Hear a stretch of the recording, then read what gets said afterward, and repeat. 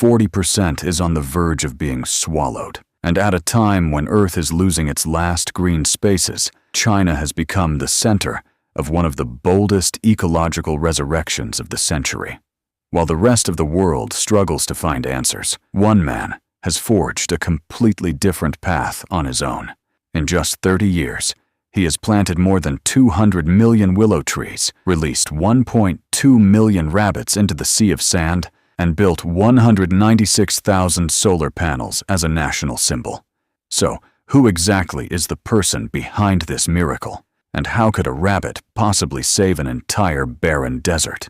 Today, let's join Terran Works to uncover the secrets behind the most extraordinary green resurrection ever recorded. And it all began in one of the harshest regions of China, the Kabuki Desert, where winters are freezing with knife-sharp winds, dropping temperatures to -20 degrees Celsius, and summers are scorching, burning the ground beneath. In the past, this area was nothing like the barren desert it is today. Instead, it was once a prosperous agricultural land with villages, rivers, and vast grasslands capable of sustaining entire communities. Then everything changed. Winds grew stronger, grass disappeared, desertification happened, sand began to move, swallowing houses and roads. The remaining residents left one by one. According to 2025 reports, about 27.4% of China's land area has experienced desertification, equivalent to nearly 4 times the size of the U.S. state of Texas. The consequences include not only the collapse of biodiversity, but also increasingly frequent sandstorms that severely erode the topsoil and make recultivation almost impossible. If you cannot yet envision the scale of destruction, that is roughly 20 million tons of agricultural produce lost every year to the sea of sand.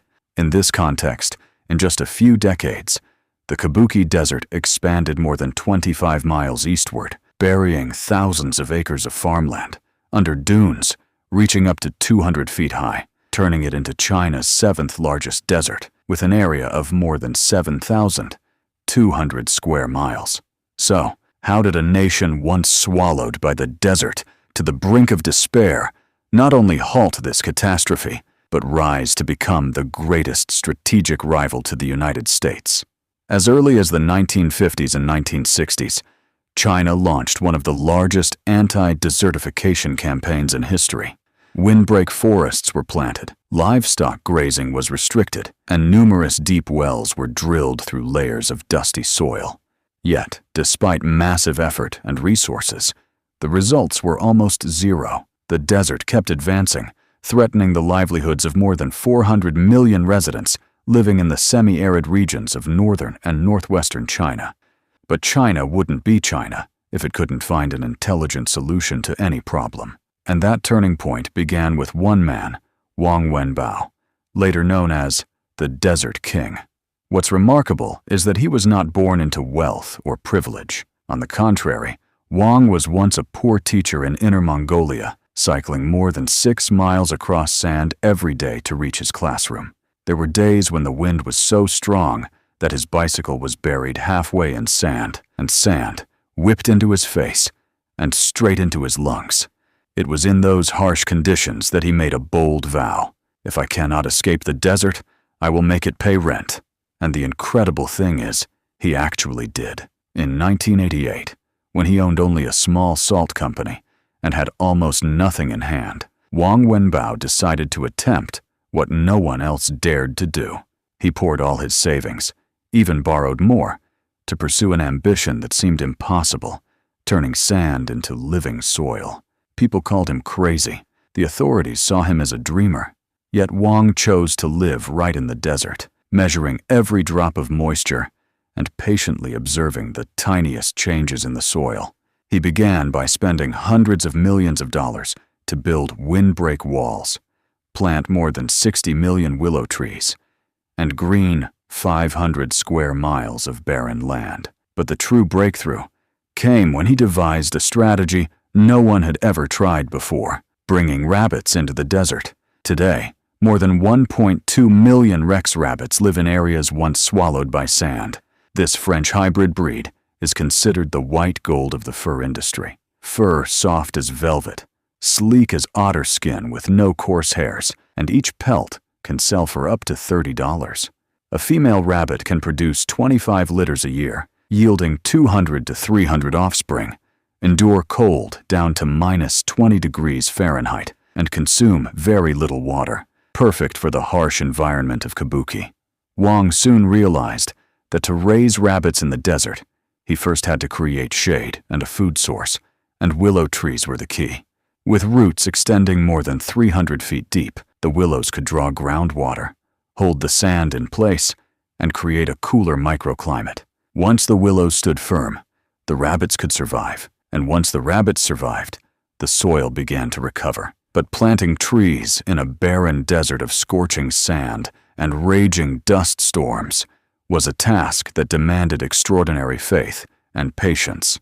First, workers had to identify locations with the highest potential to retain moisture, then dig deep pits so willow roots could reach the damp soil beneath the burning sand. After that, they built temporary fences of wire mesh and reed around the pits to reduce wind strength and keep sand from filling them back in within hours. Young willow saplings were treated with a moisture-retaining solution, then planted straight into the ground and secured with stakes to prevent strong winds from uprooting them. In the first weeks, each willow was shielded with a sunshade and drip irrigated with just enough water to encourage the roots to drill deeper underground. Only once the willows had stabilized the microclimate could Wang introduce the second, critical component of the ecosystem, the Rex rabbits. Rex rabbits were never released into the wild, but raised in enclosed ecological farms. Their meat became food, their fur became clothing, their organs became medicine, but most important of all was their manure. Rabbit manure contains nitrogen, phosphorus, and potassium, the very nutrients desert sand completely lacks. When dropped onto the ground, the manure transforms sand into moist, nutrient-rich humus. Remarkably, Rex rabbits cannot digest grass seeds, meaning they unintentionally sow seeds along with natural fertilizer packets. From there, an ecological loop emerged. Willows feed rabbits. Rabbits feed the soil feeds the willows. As a result, each acre of land produced more than 5 tons of humus per year, and within just 3 to 5 years, golden sand turned into fertile soil. Thanks to this model, more than 200 million willow trees have been planted, creating a massive green wall that reduces wind speed by up to 90% and blocks 15 million tons of sand each year. As the ecosystem began to recover, Kabuki rapidly transformed into a massive ecological economic laboratory. The first phase was a battle against the sand. Dozens of bulldozers and several hundred workers operated almost around the clock to level the terrain, stabilize the dunes, and construct windbreak barriers. Within just a few years, about 700 to 800 square miles of desert had been greened, laying the foundation for the next stage, the Rex rabbit farming model. Around 1.22 million rabbits not only helped revive the soil, but also generated more than 100 million won in economic value each year, providing stable livelihoods for thousands of households in areas once swallowed by sand. Once the local economy was secure, Wang expanded his ambitions by building the Junma solar power plant, using 196,000 panels arranged in the shape of a giant galloping horse. The world's largest energy artwork, certified by Guinness.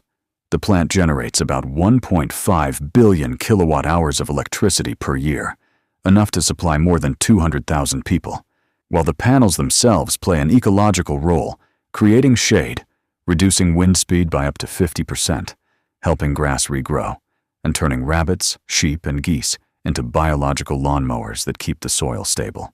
For more than a decade, Kabuki proved that ecological economics can become a true engine of development. From 2010 to 2020, the model generated $10 billion, making it the most profitable green model in Asia. On that foundation, the Junma solar plant continued expanding its impact. By 2022, the project had saved 760,000 tons of coal and reduced 1.8585 million tons of CO2, while in just 4 years, transforming 2,600 acres of the Dead Sea into a thriving energy oasis.